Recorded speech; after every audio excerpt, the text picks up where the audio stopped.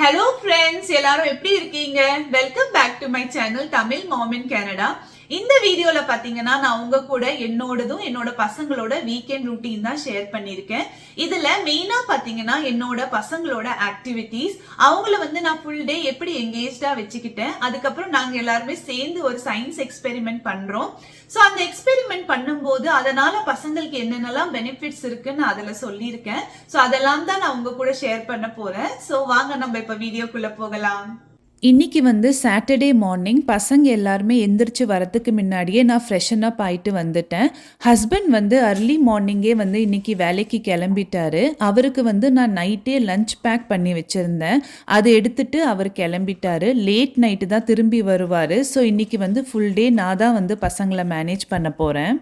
So தண்ணி குடிச்சிட்டோன்னே நான் எனக்கு ஒரு கப் சூடாக காஃபி போட்டுக்கினேன். இந்த காஃபியை குடிச்சிட்ட பிறகு தான் நான் அடுத்த வேலையெல்லாம் ஸ்டார்ட் பண்ணுவேன். வீக் டேஸ்லலாம் அந்த அளவுக்கு டைம் இருக்காது. ஆனால் இன்றைக்கி என்கிட்ட நிறையவே டைம் இருந்தது. அதனால் நான் காஃபியை நல்லா என்ஜாய் பண்ணிவிட்டு வெளியே பார்த்துக்கிட்டே குடிச்சிட்ருக்கேன். மார்னிங் அபி. Good morning, Amma. Good morning. Harish, குளிக்கலாம் வாங்க.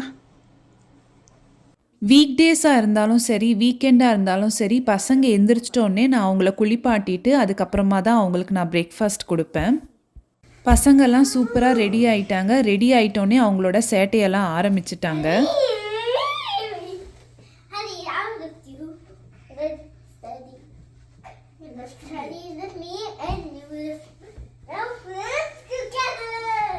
பசங்களுக்கு பிரேக்ஃபாஸ்ட்டுக்கு இன்றைக்கி நான் சீரியல் தான் கொடுத்தேன். சரி லஞ்சு கொஞ்சம் சீக்கிரமாக செஞ்சுக்கலான்னு சொல்லிட்டு இது கொடுத்துட்டேன். நானுமே இது தான் சாப்பிட்டேன். பசங்க எல்லாருமே சாப்பிட்டு முடிச்சிட்டோன்னே நாங்கள் எல்லாருமே சேர்ந்து சயின்ஸ் எக்ஸ்பெரிமெண்ட் பண்ண போகிறோம். இப்போ நாங்கள் எல்லாருமே சயின்ஸ் எக்ஸ்பெரிமெண்ட் பண்ணுறதுக்கு ரெடி ஆகிட்டோம். ரெடியா நீங்கள் எல்லாருமே? சரி ஓகே. ஹரீஷை நான் எப்படி பண்ணுறானோ அதே மாதிரி ஃபாலோ பண்ணணும். ஓகே சரி. ஃபஸ்ட்டு அந்த பக்கத்தில் நீங்கள் பேக்கிங் சோடா வச்சுருக்கீங்களா, அதை எடுத்து ட்ரேயில் போடுங்க. ஃபுல்லாக ட்ரேயில் கொட்டிடுங்க. ஃபுல்லாக போட்டு எல்லாத்தையும் போட்டுடு. Careful. It's like a snow mountain, Abhi. I did a snow mountain here. Okay, இப்போ பேக்கிங் சோடா ரெண்டு பேருமே ட்ரேல போட்டுட்டாங்க. எப்படி இருக்கு பார்க்கிறதுக்கு? It's like a mountain, like a snow mountain. எப்படி அபி? It's a snow mountain. சரி ஓகே, நெக்ஸ்ட் பண்ணுவோமா இப்போ நம்ம? Yes. ஓகே, அந்த ஃபுட் கலர் கட்டு அதை நிறைய ட்ராப்ஸாக போடுங்க. உள்ள பேக்கிங் சோடா மேலே போடுங்க. உனக்கு எவ்வளோ வேணுமோ அவ்வளோ போட்டுக்கோ. ஃபுல்லாக போடு அபி. கொஞ்சம் கை மேலே தூக்கி போடு. ஃபுல்லாக போடு. லைக் அந்த பக்கம்லாம் போடு அபி. எக்ஸ்சேஞ்ச் பண்ணிக்கோங்க. Abhi, let's trade. So we can have all here. This is yours. Here. This is mine. பசங்க ரெண்டு பேருமே ட்ரேல பேக்கிங் சோடாவும் ஃபுட் கலருமே போட்டுட்டாங்க. இப்போ நான் அவங்களுக்கு இந்த வினேகரை 2 கப்லேயுமே ஊற்றி கொடுத்துட போகிறேன். அடுத்ததாக இந்த பிப்பெட்டை வச்சு அந்த வினேகரை ஸ்குவீஸ் இன் பண்ணிவிட்டு அந்த பேக்கிங் சோடா மேலே ஸ்குவீஸ் அவுட் பண்ண போகிறேன். How does that happen? இதில் இப்படி ஸ்குவீஸ் அவுட் பண்ணா Me too. It's like an explosion. இங்க பாரு அபி. I want to try. Try பண்ணுறீங்களா? Yes. ஓகே ஓகே பண்ணு. Whoa!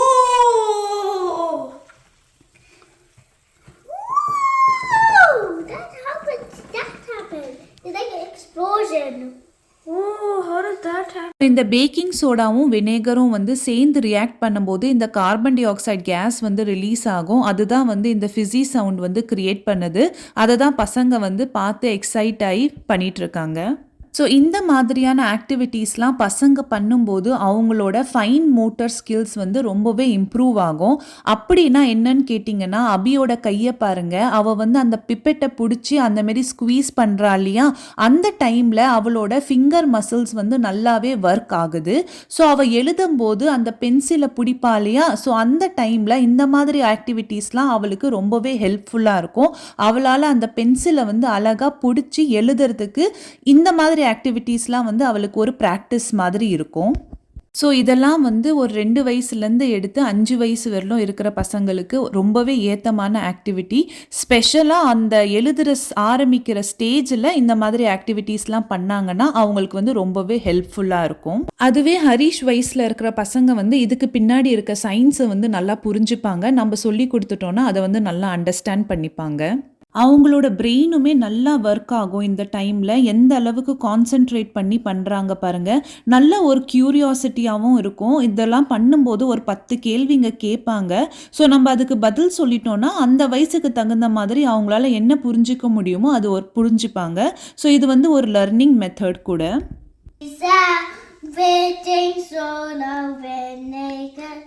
Squeeze out like this, then see the bubbles fleet. நீயே பாட்டு தயாரிச்சியா?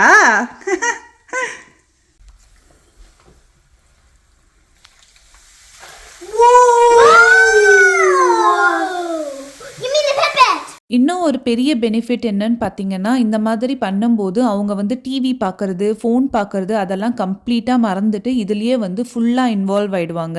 இவங்க 2 பேரும் பார்த்தீங்கன்னா கிட்டத்தட்ட 1 மணி நேரம் இந்த எக்ஸ்பெரிமெண்ட் வந்து பண்ணிகிட்டு இருந்தாங்க. அப்புறமா இந்த எக்ஸ்பெரிமெண்ட்லாம் பண்ணும்போது கண்டிப்பாக வந்து பேரண்ட்ஸ் வந்து பசங்களை சூப்பர்வைஸ் பண்ணிக்கிட்டே தான் இருக்கணும். ஸோ பசங்க வந்து எக்ஸ்பெரிமெண்ட் பண்ணி முடிச்சிட்டாங்க. நான் இதுக்கு தேவையான எல்லா பொருளுமே வந்து டாலர் ஸ்டோர்லேருந்து தான் வாங்கினேன் கனடாவில். இந்தியாவில் வந்து ஸ்டேஷ்னரி ஷாப்லலாம் கிடைக்கும்னு நினைக்கிறேன். ஸோ வீக்கெண்டில் எனக்கு எப்பப்பெல்லாம் டைம் கிடைக்குதோ அப்போல்லாம் நான் வந்து பசங்களோட சேர்ந்து இந்த மாதிரி ஆக்டிவிட்டீஸ்லாம் பண்ணுவேன். அதனால தான் நான் இந்த மாதிரி பொருள்லாம் வாங்கி வச்சுருக்கேன் பாருங்கள். நெக்ஸ்ட் இப்போ வந்து நான் லஞ்ச் பண்ண போகிறேன். பசங்க 2 பேருமே மேலே விளையாடிட்டு இருக்காங்க. இன்றைக்கி வந்து பன்னீர் ஃப்ரைட் ரைஸ் தான் நான் பண்ண போகிறேன். நேற்று நைட்டே வந்து அதுக்கு தேவையான காயெல்லாம் நான் கட் பண்ணி வச்சுக்கிட்டேன். ஸோ இப்போ நான் சீக்கிரமாக ரெடி பண்ணிடுவேன். ஸோ நான் எப்படி பண்ணேன்னு குயிக்காக உங்கள் கூட ஷேர் பண்ணுறேன். ஃபஸ்ட்டு வந்து அந்த கட் பண்ணி வச்சுருந்த பன்னீரில் கொஞ்சம் மிளகாய் தூள் உப்பு போட்டுட்டு ஒரு பேனில் அதை ஃப்ரை பண்ணி எடுத்துக்கினேன். அடுத்ததாக ஒரு பேனில் கொஞ்சோண்டு ஆயில் போட்டுட்டு அதுக்கப்புறமா குட்டி குட்டியாக நறுக்கி வச்சுருந்த இஞ்சி பூண்டு போட்டு நான் கொஞ்சம் நேரம் அதை சாட்டே பண்ணிவிட்டு அதுக்கப்புறம் ஒரு பாதி வெங்காயம் போட்டு அதையும் நான் சாட்டே பண்ணிக்கிட்டேன். நெக்ஸ்ட்டு வந்து நான் கட் பண்ணி வச்சுருந்த பீன்ஸு, கேரட், கேபேஜ் அதையும் போட்டுட்டு தேவையான அளவு உப்பையும் ஆட் பண்ணிவிட்டு நல்லா மிக்ஸ் பண்ணிக்கினேன். காயெல்லாம் ஓரளவுக்கு குக் ஆன பிறகு நான் சைடில் வந்து பாஸ்மதி ரைஸ் வந்து வடித்து வச்சுருந்தேன். அதையும் எடுத்து அதில் நல்லா மிக்ஸ் பண்ணிக்கிட்டேன். அப்புறமா வந்து நான் ஃப்ரை பண்ணி வச்சுருந்த பன்னீரையும் எடுத்து அதில் நல்லா கலந்து விட்டுக்கிட்டேன். கடைசியாக வந்து அதில் கொஞ்சோண்டு சோயா சாஸும் ஸ்ப்ரிங் ஆனியனும் போட்டு நல்லா மிக்ஸ் பண்ணிட்டேன். என்னோடய பசங்க வந்து சில்லி சாஸ் சாப்பிட மாட்டாங்க, அதனால் வந்து நான் அதை ஆட் பண்ணல. உங்களுக்கு வேணும்னா நீங்கள் போட்டுக்கலாம். ஸோ பாருங்கள், ஃப்ரைட் ரைஸ் ரெடி ஆகிடுச்சு. பசங்களும் சாப்பிட ஆரம்பிச்சிட்டாங்க.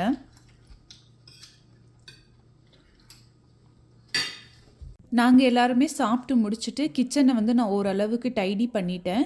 நான் வந்து இப்போ சாமான் கழுவ மாட்டேன், ஏன்னா நான் பசங்களோட சேர்ந்து ஒரு வேலை பண்ண போகிறேன். இப்போ இங்கே பாருங்கள், இந்த துணியெல்லாம் வந்து நான் நேற்றே வாஷ் பண்ணி வச்சுருந்தேன். இப்போ இது எல்லாத்தையும் எடுத்து ஹேங் பண்ணி ஃபோல்டு பண்ண வேண்டியதெல்லாம் எடுத்து ஃபோல்டு பண்ணி வைக்கணும்.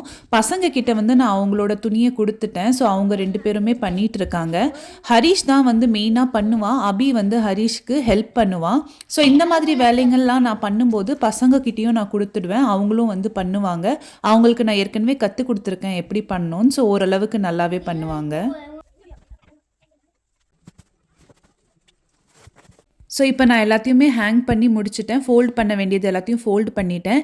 இந்த வேலையை மட்டும் நான் கண்டிப்பாக சாட்டர்டே இல்லை சண்டேல முடிச்சு வச்சுடுவேன். அப்போ தான் வந்து மண்டே டு ஃப்ரைடே பசங்க ஸ்கூலுக்கு போகிற டைமில் காலையில் டக்குன்னு ரெடியாக இருக்கும். எல்லா க்ளோத்ஸுமே எடுத்து போட்டுட்டு கிளம்புறதுக்கு சரியாக இருக்கும். பசங்களுமே அழகாக தான் ஹேங் பண்ணி வச்சுருந்தாங்க. நான் கொஞ்சமாக அப்படியே லைட்டாக கரெக்ட் பண்ணிட்டேன். அடுத்ததாக வந்து நான் என்னோட நெய்பர் கூட பசங்க எல்லாரும் சேர்ந்து நாங்கள் ஒரு சீ சைடுக்கு போக போகிறோம். அங்கே போனால் பசங்க வந்து மண்ணுலேயும் தண்ணிலையும் நல்லா ஜாலியாக விளையாடுவாங்க. இந்த இடம் பார்த்திங்கன்னா எங்கள் வீட்டிலேருந்து பக்கம்தான். ஒரு 10-15 நிமிஷம் ஆகும் காரில் வரதுக்கு.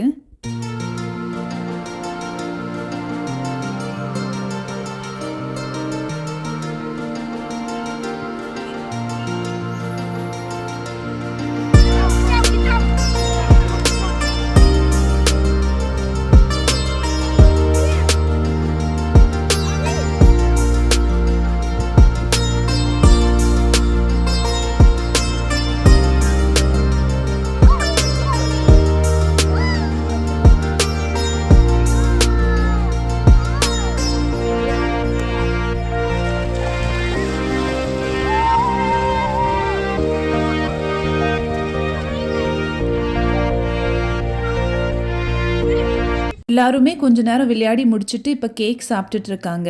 எங்களோட பக்கத்து வீட்டிலே வந்து என்னோட பசங்களுக்கு ஏற்ற மாதிரி அவங்களுக்கு ஃப்ரெண்ட்ஸு கிடச்சிட்டாங்க. அதனால் டெய்லியுமே இப்படி தான் விளையாடுவாங்க. நாங்கள் எல்லாருமே ஃபேமிலியை விட்டுட்டு தான் இந்த ஊரில் இருக்கிறோம். ஸோ எங்களுக்கு இந்த மாதிரி ஃப்ரெண்ட்ஸ் எல்லாம் கிடச்சிட்டாங்களாம். பசங்களுக்குமே நல்லாயிருக்கும், எனக்குமே ரொம்ப நல்லாயிருக்கும். பசங்க வந்து மற்ற பசங்களோட விளையாடும் போது அவங்களோட சோஷியல் ஸ்கில்ஸ் வந்து நல்லா டெவலப் ஆகும். அதுதான் இருக்கிறதுலையே ரொம்ப முக்கியம்.